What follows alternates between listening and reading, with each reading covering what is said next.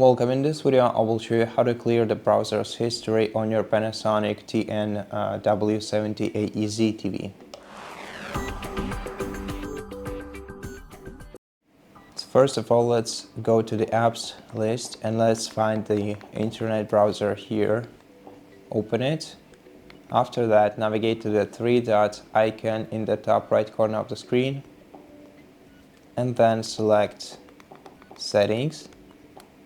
Select Privacy, and here you can clear history by selecting Clear History, and you can also choose to whether you want to or not to want to close all tabs and with clearing your navigation history, and then select Clear.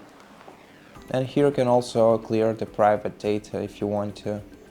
This includes cookies, local storage, and history too. And so that's how you do it. Thank you for watching this video. If you liked it, please consider subscribing to our channel, leave us a like and a comment below, and I'll see you in the next one.